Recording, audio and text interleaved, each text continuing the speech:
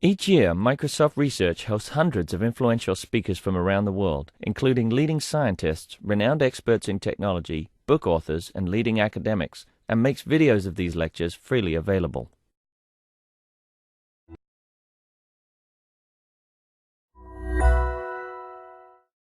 I think I'm going to start. So welcome back to my last lecture on introductory stuff about large-scale optimization. 2-minute recap. Hopefully you do remember. So somebody had also emailed me yesterday. I did put up all the slides. There might be some URLs missing because I didn't spend too much time making the web page for that yet, but the slides are online at the promised URL, which is there. So these slides also eventually I will put up, and I will improve that web page with details that are available on this page. So check them out, and if you have, at any point, even after the course, you have any questions, comments, criticism, feedback, anything about my slides or the material, or you want to know more, pointers to the literature or anything, feel free to email me. Eventually, I will reply to your email related to that. And just to remind you, so yesterday we talked about some introductory concepts of convex analysis. And for those of you who like challenges, there are a couple of interesting challenge problems in the slides on convex functions. See if you'd like to think about them. They are not research problems. I know the answers to both of them. And then we talked about some basic concepts going up to duality and some optimality conditions, but the slides contain further derivation of some very interesting concepts like minimax theory, saddle points, from which then I include a short derivation of the famous KKT conditions of necessary and sufficient optimality, etc. So all that material is there for your reference. And the second thing we looked at after building this basics of convex analysis are some optimization algorithms and a few comments about their rates of convergence, or rather what is also called the global iteration complexity. You run an iterative procedure.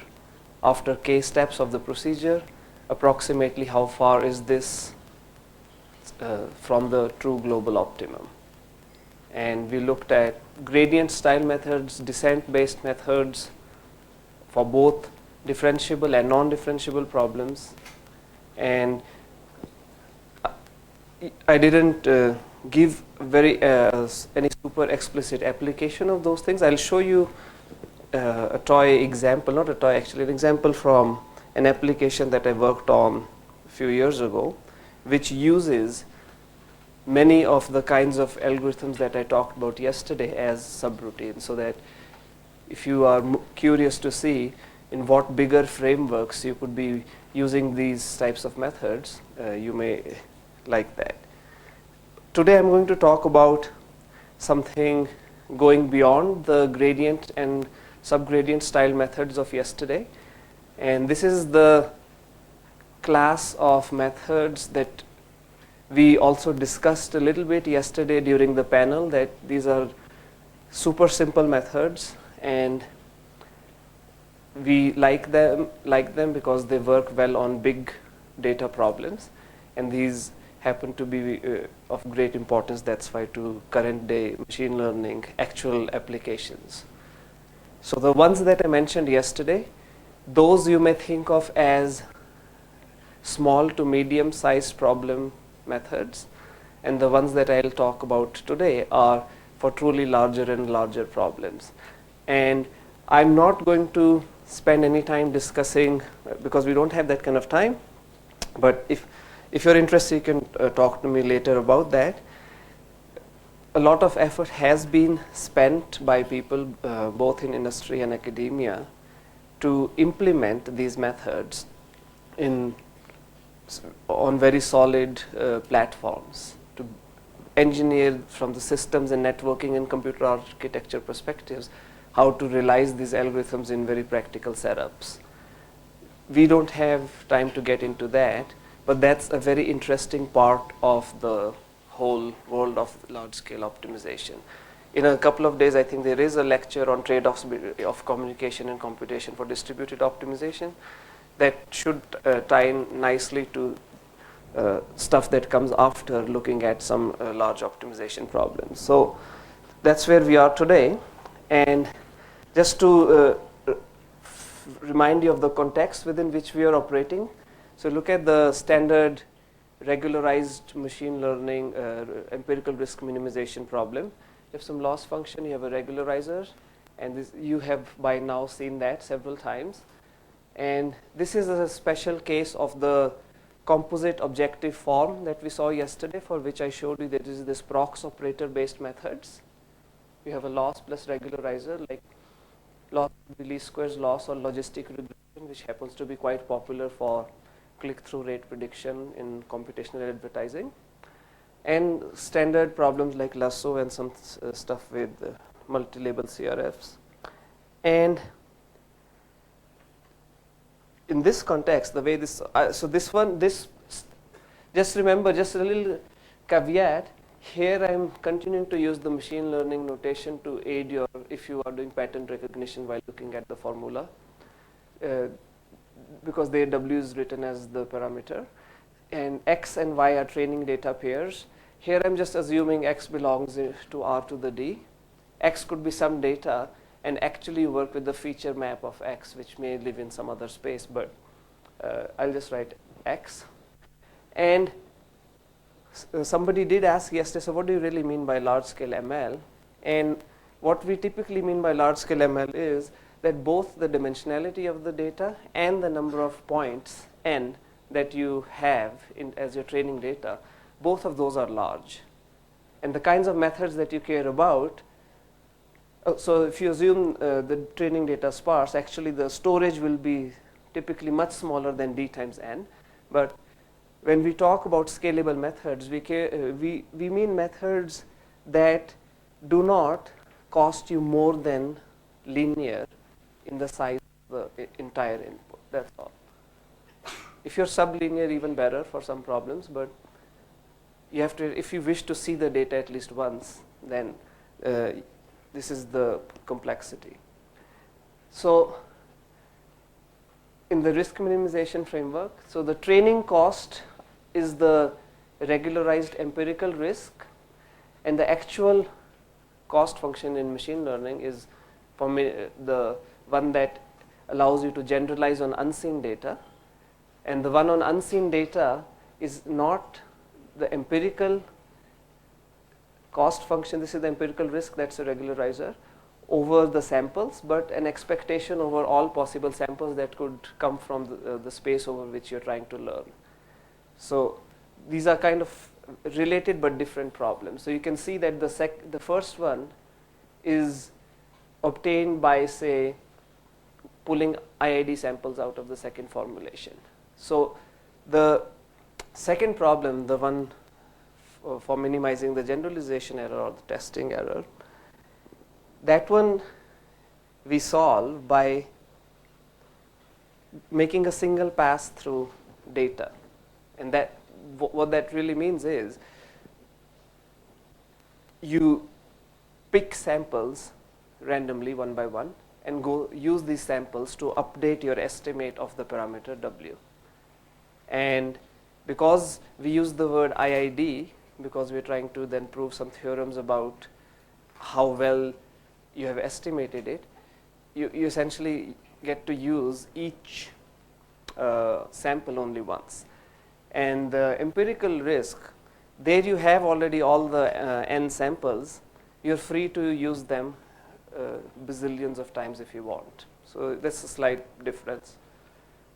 And so I'll first talk about the harder problem,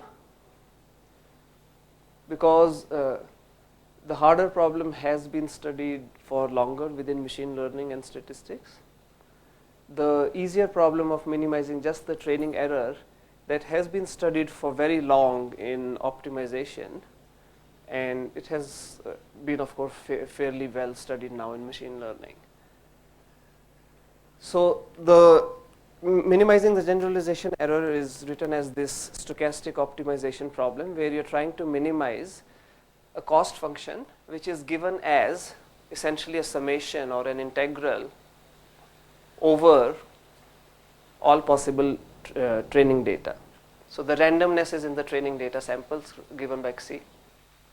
So the setup is that you're trying to minimize over some compact set, that we keep that compact set there. It allows us to prove some bounds, and the samples are some random variables following certain probability distribution, and that this loss is well defined. So this is just the usual setup of the machine learning, and we are assuming the simpler case that we have a convex model because it's easier to optimize. So assumption in this optimization framework that you do have ability to generate samples according to that distribution, and you need not know the full distribution that defines that expected loss or that risk that you're trying to minimize, but you have the ability to get samples from that, and you have access to a subroutine, which I yesterday called an oracle. We just call, or you can call it any subroutine, that can compute for you stochastic gradients, which is just another word for some kind of noisy estimate of a gradient, which in expectation, so on the average, is actually a true subgradient, almost surely. So you have a black box that can give you a stochastic gradient.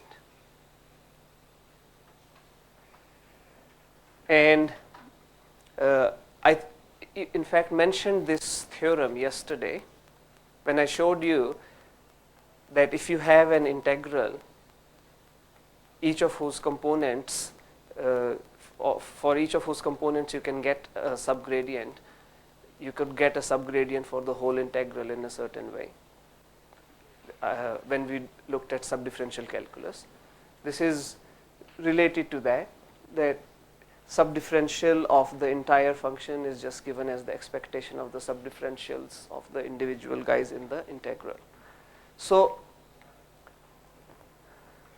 that means a single of those guys without taking the expectation is a stochastic subgradient. So the expectation, just think of it, you're averaging over some samples. And so there are two ways of addressing this stochastic optimization problem. Both are well studied and well known. In optimization, the first way is called stochastic approximation, which is essentially what is called the stochastic gradient descent method, originally by Robbins-Monroe from 1951. In fact, we are still using it. And so this method operates in a highly sequential fashion. Pick a sample, so you get to see a training data point, compute a subgradient of your cost function at that point, and plug that subgradient into the subgradient method that we saw yesterday. A counterpart of that is what is called sample average approximation, SAA, which is in, say, machine learning language called building the empirical risk or empirical cost function. So you pick some NIID samples and look at the empirical objective function. So this is not the expectation over all possible samples, it's just the expected cost over just n samples. And SAA, what I say, the sample average approximation, that's just the name that is given in the stochastic optimization literature to the act of creating this cost function. It does not refer to any algorithm for solving the problem. SA, on the other hand, is of course is just the stochastic gradient algorithm. So once you have the empirical objective, somehow you have to minimize that also. And we will look at methods to minimize that. That's one of the most interesting things that people are paying more attention to these days. So the stochastic gradient method is fairly simple. So you've sampled and you've just run the stochastic gradient update. We wrapped around a projection operator because we had that constraint set. So I'll just simply write that update. So instead of carrying along, so just GK here, yesterday when we were looking at projected subgradient method, GK was a true subgradient. Today it's a stochastic subgradient. That means GK actually depends on the CK sample. But to avoid writing a very long symbol, I'll just write GK here. And of course the question is, does this method work? And as it happens with any of these gradient subgradient based methods, more or less, unless the cost functions are really nasty, they more or less work. So the difference between the subgradient gradient methods that we saw yesterday and the stochastic world is a natural and very straightforward, simple kind of difference. And that is, yesterday when I said method converges and it produces these iterates, today because we are working with stochastic problem, things will converge only in expectation. So you won't have exact convergence, but in expectation. So then after that, pretty much the same math works out, same types of results work out. But because we are not using true gradients, but we are using noisy gradients, it happens that the speed at which we converge, that gets slowed down, which is intuitively not so surprising. And there are functions which are so nice that even if you use a stochastic gradient, you don't have slowdown. But that happens when the original problem was already so difficult that you couldn't solve it fast. So I'll make that explicit pretty soon. So convergence analysis, let's go through this one convergence analysis, because yesterday I ran out of time. I couldn't show you what I think is very nice and clean convergence analysis of the proximal gradient method, which includes projected gradient, projected subgradient, etc. as special cases. So that analysis is on the slides, but I couldn't go through it. So let's look at a much simpler kind of analysis of this projected subgradient method. And so of course this analysis is really analysis of projected subgradient method, which I did not describe yesterday, go through, but it's exactly the same analysis with expectations wraparound stuff. So but let's go through this, and I won't, not in terrible detail, but just so that you get a flavor that analyzing these algorithms is actually not so complicated. So nicely, the stochastic optimization algorithms, they turn out to be much easier to analyze than the algorithms for minimizing just the empirical risk. Though mathematically this is a harder problem to solve. So the point xk, it just depends on the sample seen up till point k minus 1. So it is itself random, but it doesn't depend on the kth sample. It's xk plus 1, which uses the subgradient at the kth sample. So xk plus 1 depends on c of k, but it doesn't, xk itself doesn't depend. So that's useful.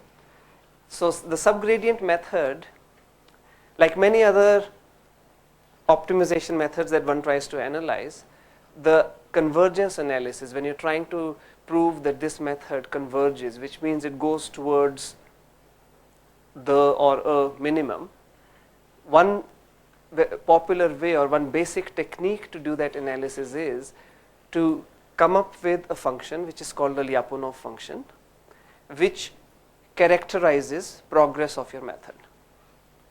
And for subgradient style methods, the progress function is really, it hinges upon how far is the kth guess at the solution from a true answer. For many other more complicated optimization algorithm, sometimes it can be fairly tricky to come up with a nice enough Lyapunov function that allows you to measure progress and prove convergence. So this one is simple, so I'm showing it here. Because now we are, instead of using true subgradients, we are using stochastic subgradients. The Lyapunov function actually becomes expected value of that distance to the optimum. So let's write that distance, this random variable, capital Rk, distance to the optimal, like that, and little rk is just its expected value. And the strategy is very simple. We essentially are doing some inductive type of argument that suppose we have some idea of what Rk is, we just want to see what Rk plus 1 is and come up with some measure of progress, that at time point k plus 1, how much have you progressed. So Rk plus 1 is just that, and I think I will remind you today of that very important property that I mentioned about projections yesterday, is that projections, when you project, so this is like projection of x and this is projection of y. So px minus py, they can only shrink distances. This can be proved as by using just some of the optimality conditions. It's actually also one of the example exercises in my slides for you. So xk plus 1 is just that. Because x star is a feasible and optimum point, it is its own projection. So projection of onto x of x star is equal to x star. So I can wrap p of x around x star. Now the standard trick, p of x applied to something minus p of x applied to something else, things can only come closer, so you can get rid of the p of x in there. And now you can see the inductive step taking shape, because you have xk plus 1 minus x star here, xk minus x star here. So you just expand that. So you get the first term, which is rk, xk minus xk star square, the gradient term and the third term. Okay. So far so good, right? That's really nothing happened, but a very important property that got used is the shrinking property, and very useful to know that when we are using proximity operators, they also have the shrinking property. So if instead of projection we were using proximity operators, this step would still go through.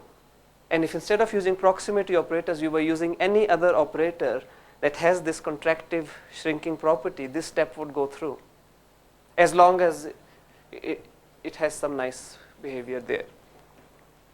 So it really hinges on that nice property. So we have managed to prove that inequality. So now we make one more assumption to enable us to control that inequality, and that assumption is roughly saying that somehow the subgradients, the stochastic subgradients are bounded, that which roughly amounts to saying that my convex function that I'm trying to optimize doesn't vary too crazily from one part in space to the other. That's roughly what it says. So it's an assumption. It's annoying that we have to add that assumption, but it's the one people commonly use. So now we put the expectation operator around this. So the expectation is taken over whatever randomness is in there. So it's just change of notation, and we have an expectation around that. This part is constant, this part is bounded by bounding that, this is just change of notation, and you have that expectation. So now we only need to figure out how does the last term behave. Everything else is so far so good, right? So since xk is independent of the kth sample, you take that expectation, Now I've expanded that GK to explicitly show you that GK looks like that. So you just use nested expectation to write it as an expectation over CK of the conditional expectation of things inside. Now dot product is linear, so this E operator can be pushed inside. So this is just the expectation of some random vector, which is we call the stochastic subgradient over the other samples. And we assumed by construction that our subroutine gives us stochastic subgradients, which means it gives us subgradients which in expectation are true subgradients. So this expectation gets simplified and replaced by a true subgradient. Fine. So we have managed to turn that random thing into this still random object. So we need to now control this term. So it remains to just bound that, and once we bound that, then you can plug that in here, and we'll have some kind of recursive bound on our case. And after they just have to do your iterate or induct on it. So because f is convex, that helps us now bound this term. If f were not convex, at this point the proof would break down. So because f is convex, it satisfies that bound. Because gk is a subgradient, this is just the subgradient inequality we talked about yesterday. So in particular, then you plug that in, multiply both sides by that positive number, put this back into the inequality. I just rearranged it. I brought that thing to the left hand side.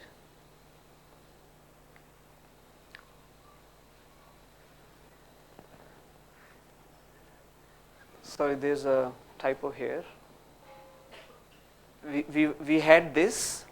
No, that's not a typo, sorry. We had that. I brought it to this side, and I replaced this by this quantity which comes from this bound. Which one? This one? Maybe the sign got flipped, yeah. Yeah, sorry. Then it will come here. But after you do that, so what? So from this point we need to somehow, what we really want to do is now, ultimately we want to see after k steps how far is f of xk from x star. So if you work with the summations, you may notice something nice on the right hand side.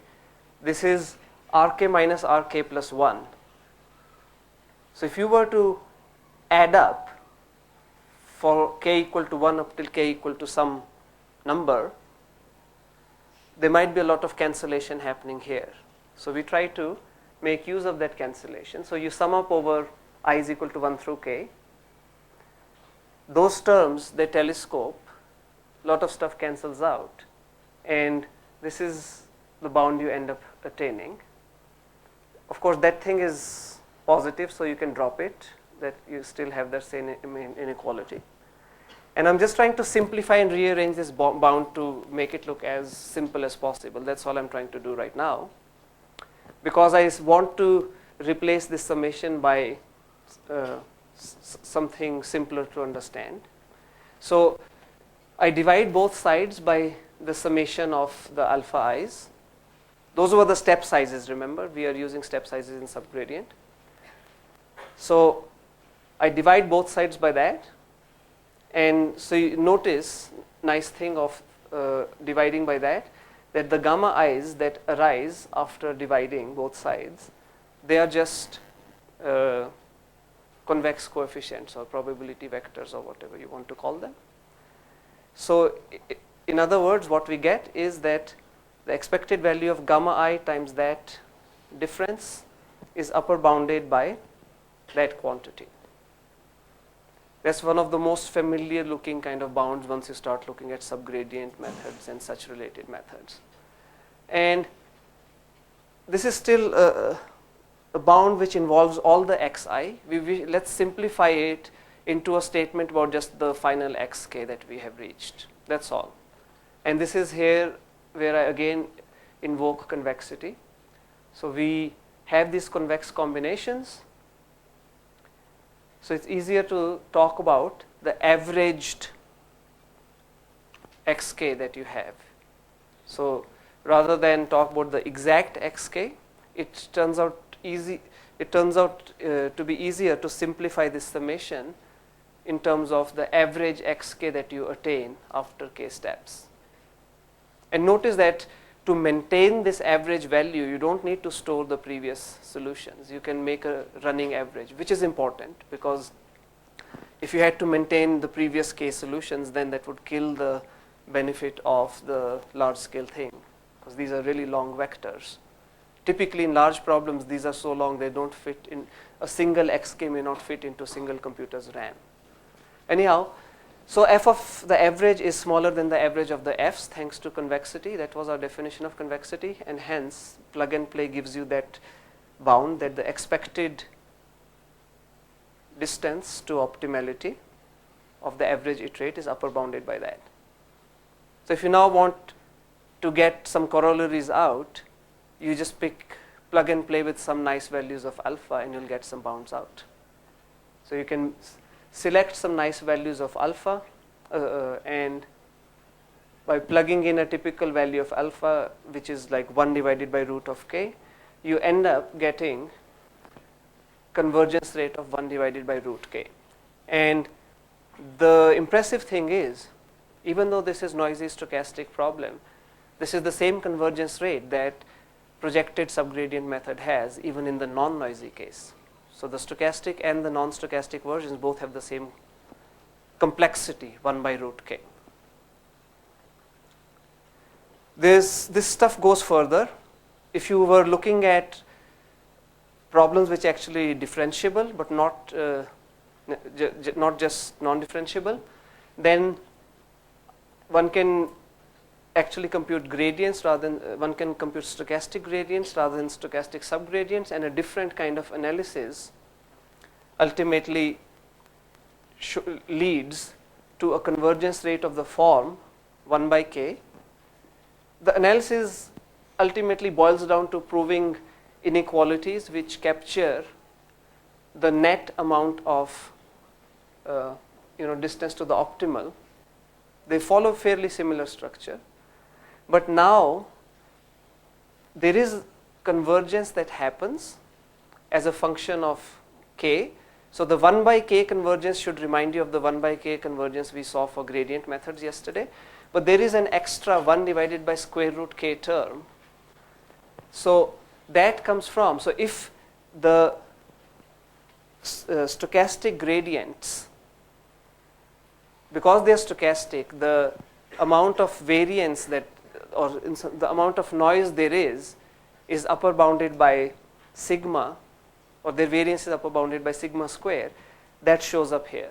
So you can see from stochastic gradient convergence proof that if sigma goes to 0, the stochastic method turns to the non-stochastic one and we recover the 1 by k result. So this is an annoying 1 by square root k irremovable dependence. And it's irremovable, so there is a lower bound proof which says you cannot get rid of that. However, that is a more pessimistic story. There has been recent work, maybe 2 years ago, and even some of it this year, by different people.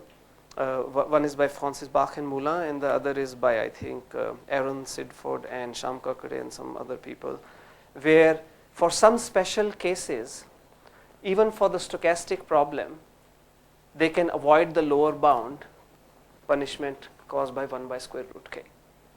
Because the lower bound applies to an entire class of problems, so they identify a subclass with some nicer properties where you can beat the lower bound. And that's recent progress in the stochastic world. In particular, it turns out, I think, for least square loss and logistic regression, both are smooth differentiable problems.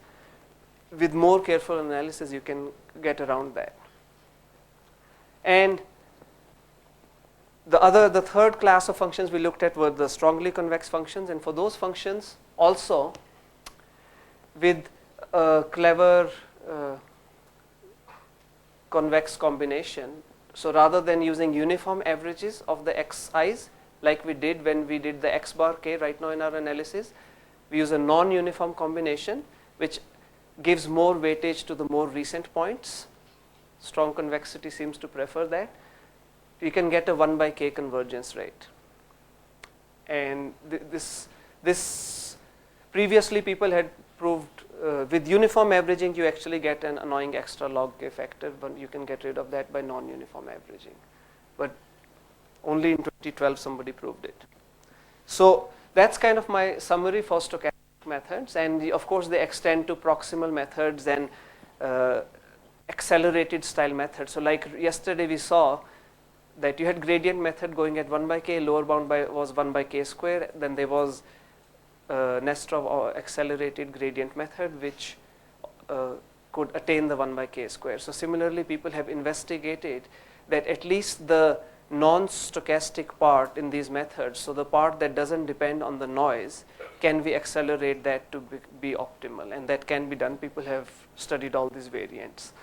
So there's a large body of work on this topic, and fairly good summary of that work leading up to work I think around 2010 you can find in one of the optimization for machine learning book that I listed on the first page, that has 2 chapters which describe all this stochastic stuff in greater detail. Okay, so now after the stochastic, let me just speak a few quick words about the batch problem, and let's see how because I also want to show you at your request an actual application where I used some of these algorithms, but that application happens to be different from convex optimization though, but we are coming to it. So the batch problem says collect samples, make an empirical objective, do empirical risk minimization. The slight confusion that may happen when you read some of the literature is that after we have made the empirical objective function, we may still minimize it using some randomized algorithm, and often people just call it that we minimize that empirical risk using a stochastic method, and that is also called stochastic gradient. So that can sometimes cause confusion because the empirical risk minimization, just minimizing the empirical objective function regardless of which method you use, whether it's batch or stochastic, it's a different problem from minimizing the true generalization error. But anyhow, so the theoretical guarantees that we'll have are only on suboptimality on the empirical objective. If you use a randomized method to minimize this creature, then you have guarantees in expectation only on f hat.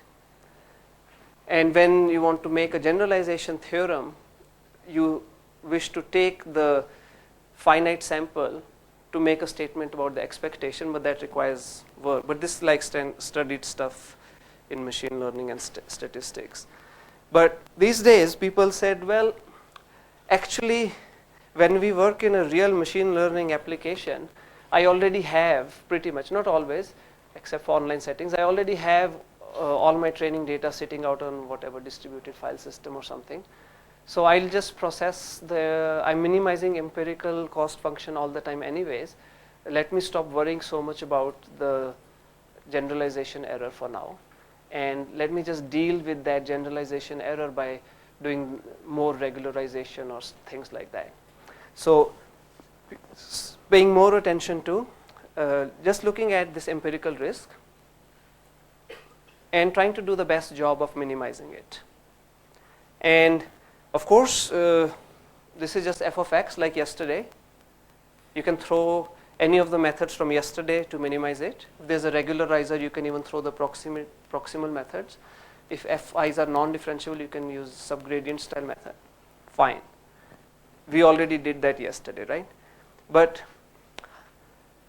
the stochastic gradient way of solving that, or what is now, I used to call it incremental gradient to maintain the distinction between minimizing generalization error problems with true expectations and minimizing finite sums, but there's no need to maintain that distinction.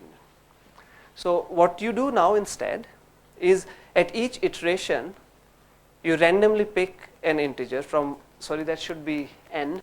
I had n components in their summation to exploit that summation structure, and instead of using the full gradient, just use the gradient or subgradient of the component whose index got picked.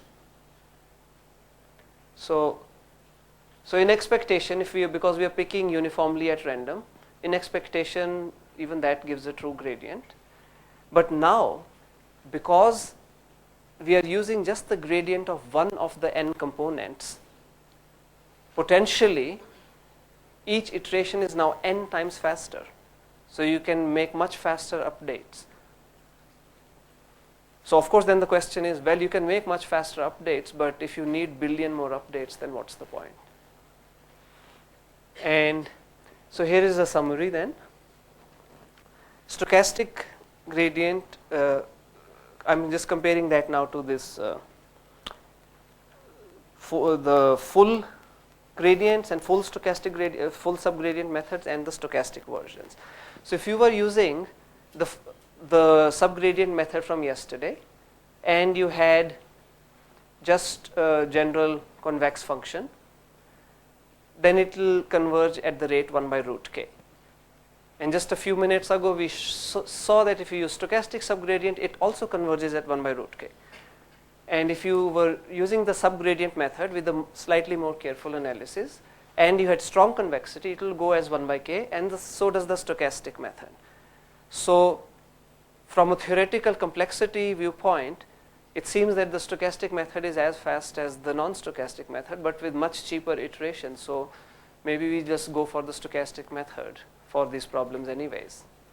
The picture is slightly different or substantially different for smooth problems. Seems that for smooth problems, the methods that use the full gradient and step size tuning can benefit much more. And they benefit much more because the full gradient seems to carry more information, and you can actually, one of the main reasons it benefits more is you can take longer steps. So you can make more progress per unit of work. And so if you had just a smooth function, the full gradient method goes as 1 by k, and we saw that stochastic gradient method goes as 1 by root k because of the sigma part. And if you had strong convexity, the full gradient method has linear convergence. There is a square root term here if you use the faster gradient methods that I talked about yesterday. But the stochastic method, even under differentiability and strong convexity, still manages only 1 by k. So for smooth problems, stochastic gradient method theoretically needs way more iterations to give you similar level of guarantee. Of course, the stochastic methods also have guarantees only in expectation. But stochastic methods are, of course, very widely, stochastic gradient had been and still is very widely used in machine learning because it gives you really rapid initial convergence. So you may have convergence looking like that, the gradient method maybe goes like that, stochastic gradient may go like that and then get really, really, really slow. So this is time.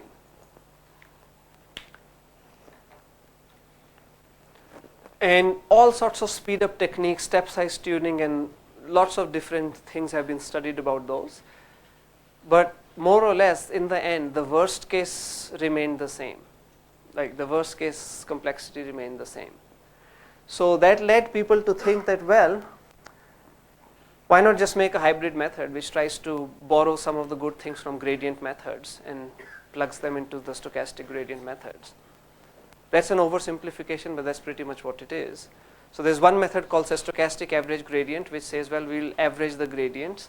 So the way that runs is, it stores the gradients of all the components, So the way this method actually runs is at its first iteration, it makes one pass through the training data and stores the corresponding gradients. So this should already sound very worrisome to you, because I have n amount training data samples, n maybe say 10 million or whatever millions you want. It's storing so many additional gradient vectors. Each of these gradient vectors can be of length d. So it is pretty nasty. But let's see, if you could pay for more storage, what do you get in return? So then it stores the gradients and then does the same stochastic gradient step, that you pick a component, and instead of updating using just the single stochastic gradient you picked, it uses the previous ones, it uses an average of the previous ones that you have stored and the latest information. So it uses this average. And it turns out this is just a randomized version of a method called incremental aggregated gradient, which was proposed by Blatt et al. In 2008, which is one of the methods in a long line of incremental gradient methods that have been studied in optimization since 80s. And this has nasty storage overhead, but in some machine learning type settings it is acceptable, in the sense that if your each fi is just a loss over some label and x transpose your training data. So I just wrote that as a feature map as over the training data. Then the gradient is just the gradient of the loss, and the gradient of the loss just depends on the dot product x transpose phi. So it actually just depends on one number. So in those cases you could actually just store only n numbers, because you anyways have those training data, you're paying for those anyways. So you just need to store n additional numbers. So you can deal with it in some cases, not always. If you don't have this nice decomposability, then not. So it's sometimes this can be a decent choice. Benefit. This is summary of the benefit. So the gradient methods in the convex case we saw 1 by k, strongly smooth, strongly. So of course gradient, so it is differentiable. Strongly convex case has a linear convergence. The accelerated gradient has square root in there. The stochastic one gives 1 by k, as we saw. And this method, which uses additional storage, and rather than using just single gradient, averages things so that helps it denoise and allows it to take longer steps, ends up getting linear rate of convergence. So this speed up is actually, it shows up in practice also. So if you compare it, so I don't have plots in there, but if you look at the author's papers, if you compare it against the ordinary stochastic gradient, this guy does really go way faster. So that's quite nice. There are many other, but it has really ugly convergence analysis. I think some cleaner analysis of this method is about to appear, but the original analysis is essentially unreadable. Similar rates have been shown, similar fast rates have been shown for a bunch of other methods. So if in the dual setting, there is things like stochastic dual coordinate ascent, stochastic coordinate ascent, but those apply to only limited problems, but they have such linear rates. There's something called stochastic variance reduced gradient. I'll just show you the iteration this guy runs and make a comment on that, and a bunch of other methods, and new ones keep appearing. So I think like 1 week ago I saw a paper on accelerated versions of a large family of these incremental gradient methods. This is like about 1 week old, and there's even an incremental Newton method around these, which attains linear convergence and so on. So it's a very active area currently. There's mini-batch, parallel, etc. things also around this out there. And so I'll just mention related method called stochastic variance reduced gradient, and it's called variance reduced gradient because ultimately what it's trying to do is instead of using just the original stochastic gradient as a random variable whose expectations gives you the true gradient, so which is just approximating the gradient. Anytime you do that approximation, there will be some variance, there will be some error in that approximation. If you can change the approximation, either either make it biased or maybe not biased, but add something to it which helps decrease the variance. That means your gradients become better proxies for the true gradient. You will see a benefit in the convergence. And a much simpler analysis than the SAG method was given for this SVRG method, which does still feel a little disturbing, but it shows the structure of using more information. So what this method does is it runs a double loop. In the outer loop, it's really computing the full gradient. So this is like truly a hybrid method. The outer loop computes the full gradient, and in the inner loop, you run a stochastic gradient type iteration, where instead of using just the stochastic gradient, you add information from the true gradient to reduce the noisiness of the stochastic gradient. And then every once in a while, you of course reach the outer loop. And under some assumptions, this method, you can show that it converges at a linear rate. However, notice the difference from stochastic optimization problem. This method makes multiple passes through the data. So if you happen to be in a setup where you can afford to go through training data more than once, you could benefit from this. And many times you can, but not always. Some people work with problems that are so large or data changes so rapidly that you would not like to go through the data more than once. So that version of problems is also still very interesting and important. Even more so, all of these methods, they are typically in the practice initialized by going through data once using just the ordinary stochastic gradient method. So understanding and improving the ordinary stochastic gradient method, which just makes one pass through data, will impact all of these faster methods also in an empirical sense. So I wanted to, not rather than spend all the time on convergence rate bounds, I wanted to actually, because it was suggested to me yesterday to show an application where these things could be used. I wanted to show you a toy application of mine. So I'll show you an application which I worked on a few years ago, but that got me more interested into incremental methods. And that was the following application. We were looking at images of distant objects. We were actually looking at images of planetary bodies through atmospheric turbulence. So what you see through the telescope is something very shaky like that. And if you ever look through a telescope, you'll see any distant stars or planets, because the atmosphere is in continuous turbulence, it's very shaky. Or same thing happens if you're taking MRI images. The heart is beating if the person or animal is alive. Motion causes turbulence in what you observe. This noise. So you observe some noisy sequence and you want to denoise it and deblur it to obtain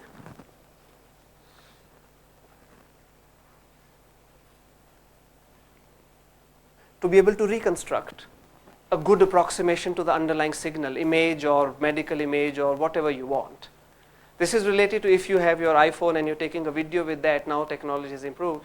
If it's very shaky, could you just do dynamic processing to stabilize it or improve the resolution or do super resolution, whatever. So what we looked at that problem as was, now we have those images. So each image, so we have a video. The video has say 10,000 frames.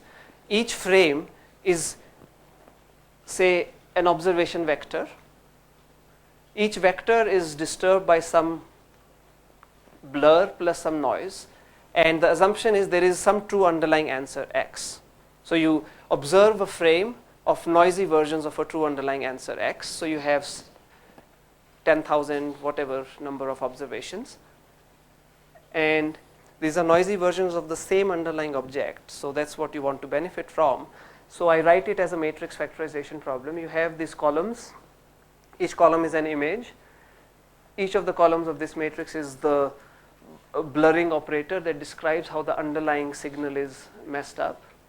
So I can rewrite it to look like a matrix factorization, and the aim was to solve this problem in real time, ultimately. And for a typical example, so if you have 5,000 small data problem almost, frames of size 512 by 512, it turns into a matrix approximation problem, which without exploiting any structure turns out to be unnecessarily large. With structure, it becomes smaller because it's blurring. It's not just an arbitrary linear operator that messes up your observations, but even then it has still 5 million parameters, and we're trying to solve this essentially in real time. So here Pratik may be angry with me, but for me alternating minimization was impractical. So I'm not going to prove any theorem here other than that I can make this thing converge. So that was the only theorem at that point in time. So I write it as a matrix factorization problem. You go through all the images. Each of those has a blur operator, and I want to get a true underlying image. You can add some regularization. Both the blur and the image are unknown, so it's a non-convex problem. You add some regularization on the image. The only regularization we used was that the image pixels are non-negative, which is a pretty strong piece of information, but it's an important piece of information. So, and for the blurring function, we use some very simple regularizers. We just tried to maintain the property that the blur function is not going to change the net amount of energy in an image. It just spreads the energy out, but it doesn't change it. So the way to solve this is pretty trivial. Is you guess an answer. That assumption may not be true, because you might have some amount of scattering that goes because of that. Sure. So we actually, even if you drop all of that, it doesn't. So the thing is, the important message here is, with large enough number of observations, you can throw out even these priors, doesn't matter. So the physics people were using very complex priors based on physics. It didn't work because those were too hard to satisfy in an optimization framework. Here we just made such a large number of observations that there was enough signal available to reconstruct. But yes, if a more faithful prior would give an even better reconstruction. So that is true. So you observe an image, use that to estimate the blur, solve some optimization subproblem, and that optimization subproblem is one of the convex optimization problems that we solved yesterday. So the subproblem is a convex optimization problem. And modeling and estimating the blur, comes back to your question, is a completely different activity. Step 3 is a convex subproblem. That is one of the things we did yesterday. And the overall procedure is a stochastic gradient procedure, the kind we are looking at today. And this is a nice example. Let me show you why. So the key idea is the optimization problem is over two variables, x and a, blur and image, and we are trying to minimize over both. I just write it as min over x of min. So it's just min over x of f of x, where f of x is the minimum value of something. So this is clearly a non-convex function. And this is in matrix notation. From that I reach the problem in terms of f of x. This again looks like the composite objective minimization problem from yesterday, except it's a non-convex composite objective problem. So that doesn't stop us. We'll still do what we do with convex problems. And the ideas from convexity, many of them translate over to the non-convex large-scale problems. And for some of the non-convex problems, then you can even prove a theorem that they at least locally converge. And they at least locally converge at a certain rate. So one can prove those theorems. I didn't prove for these because it wasn't giving any particular insight, and I couldn't at that time. So the key thing here is, which also gives back a more general picture about the stochastic methods. As we have already seen, if we were to run a proximal method using the full gradient f of x, computing the full gradient is very expensive, because computing the full gradient of f of x involves going through all the 10,000 images that we captured. So of course it's a natural candidate for using noisy gradients. So I just call them sometimes also inexact gradients. And that's a common idea in many optimization problems to use stochastic gradients. Stochastic gradients have one kind of noise, but in general, noise can be of various kinds. Some noise could be because you just solved the sub-problem inexactly. But you want to be able to benefit from doing inexactness so you can scale up. So we had a bunch of inexactnesses in there, and f of x decomposed over all the images, and instead of using full f of x, I'm using the incremental f of x, and this turns out to be the key to scalability. And I think I actually already showed you that, but let's see if the video is still playing. That actually does, this is a synthetic data we collected to show that it does give a reconstruction. And on clinical data also, so this was the raw sequence, and just going through it incrementally and updating your estimates in the stochastic setting, they end up, as you will soon see, reconstructing a reasonable estimate, a stable image. The most challenging thing that remains here is, I'm doing video in, image out. Ultimately, I'd rather like to have video in, video out. But then I need much more data to be able to do that. But anyhow, so this thing does work, and I think, and actually the astronomy people, many of them do like this because it helps them solve one of the problems they care about. And I think I'm just I wanted to make one more comment about parallel methods, but I think I don't have time to do that, but I will spend 5 more minutes to tell you a few important perspectives that remain at this point. So the stochastic gradient idea is important.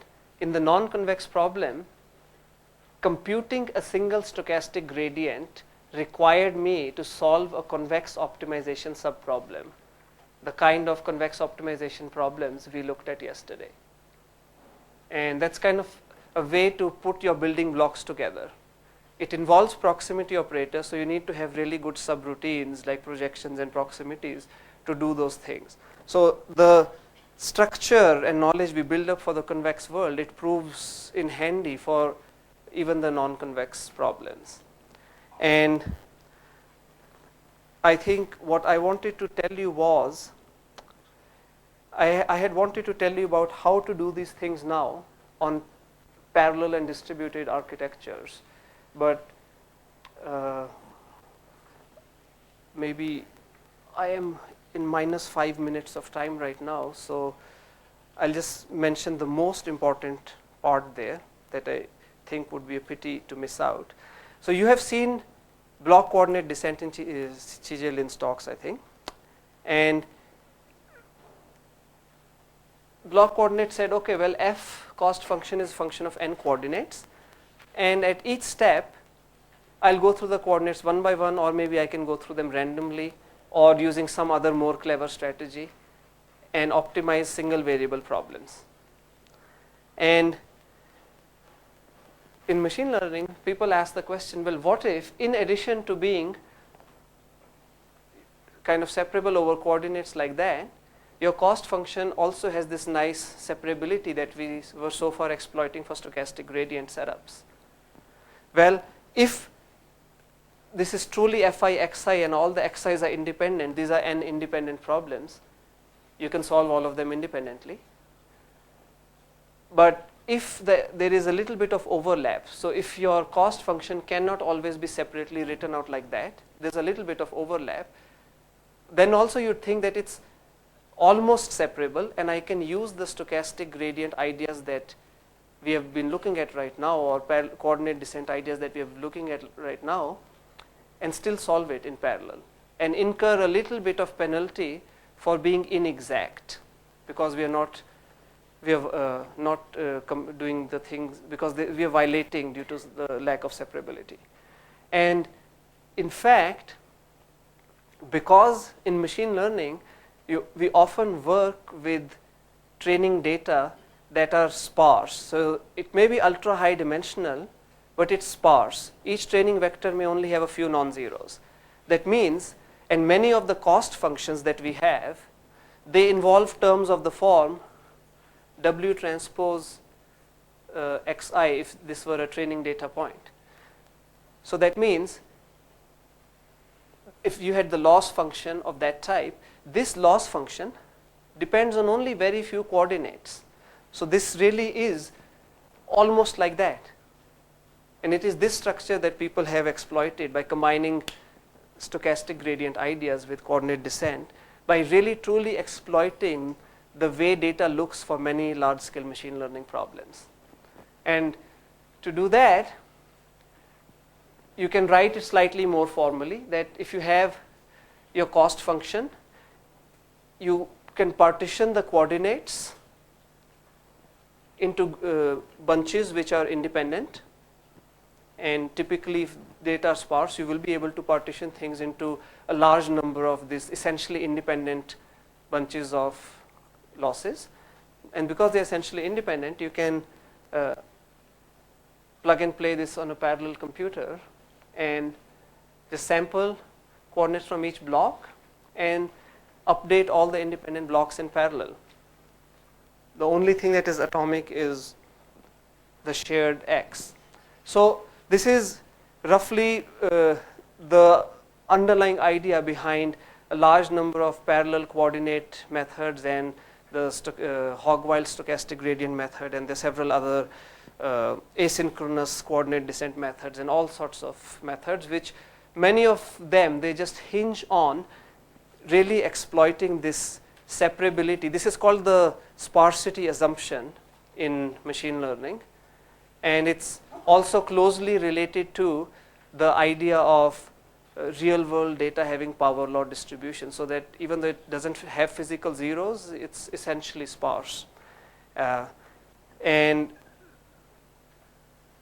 using this sparsity assumption is what has been one of the most, let's say, easiest ways to extend all the stochastic etc. stuff that I talked about right now, including the faster SAG, SVRG, whatever, including these faster methods to the parallel setting.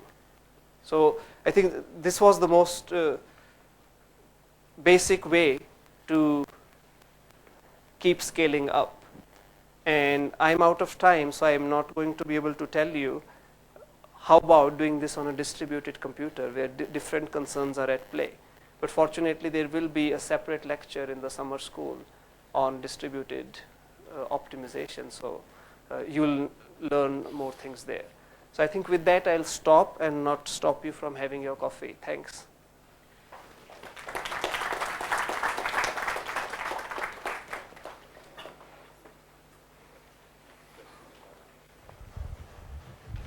Any questions? Oh, I already disconnected. So what is the effort required in your example from reducing with structure from billions to millions? We are able to reduce it, right? So is it an easy process or? So I just said that a naive way to solve it would have billions, but we assume that the distortion in the image is not just a completely arbitrary linear transform, but it is some kind of space varying convolution. So typically people use convolutions, but those are too simplistic for atmospheric images. We introduce a more generalized thing than just a convolution. It's like a non-uniform convolution, but it still can be done using something called time varying FFT and so on. So ultimately it boils down to saying that the full matrix A is parameterized by a much smaller number of parameters. That makes the thing smaller. But there's a lot of other engineering that goes in there to make this thing really ultimately run on a GPU in almost real time. Yeah. Thank you. Any more questions?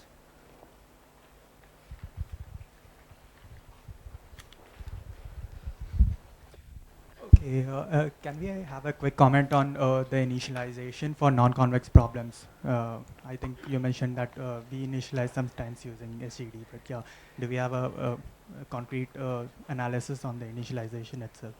Okay, so I think two replies. So he's asking about the role of initialization for the non-convex problem, and there was a hidden implicit sentence there which is talking about the role of initialization in the convex problems.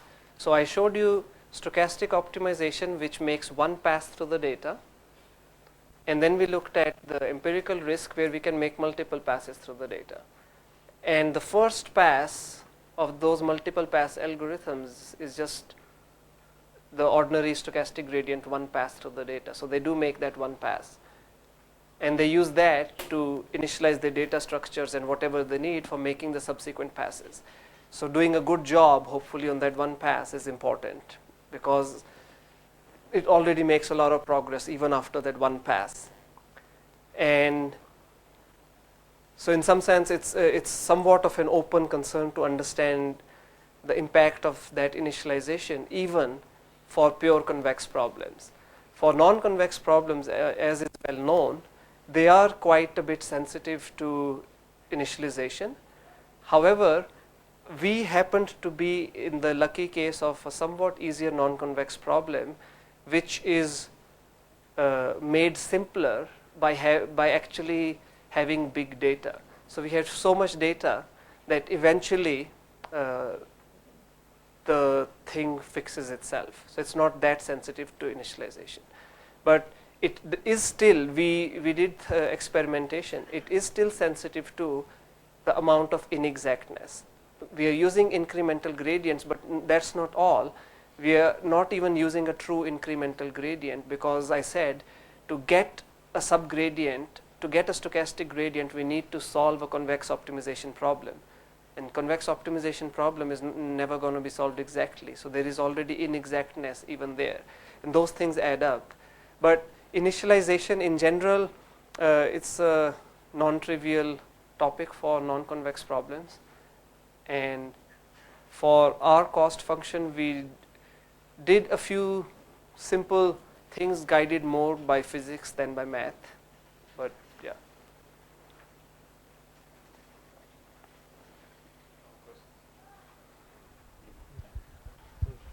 All right.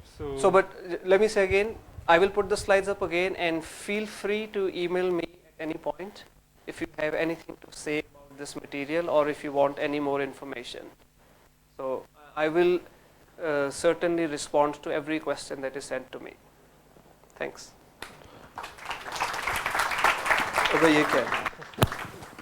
So many thanks for Suvrit for amazing tutorial on convex optimization. I would like to really thank him. And thanks to the organizers.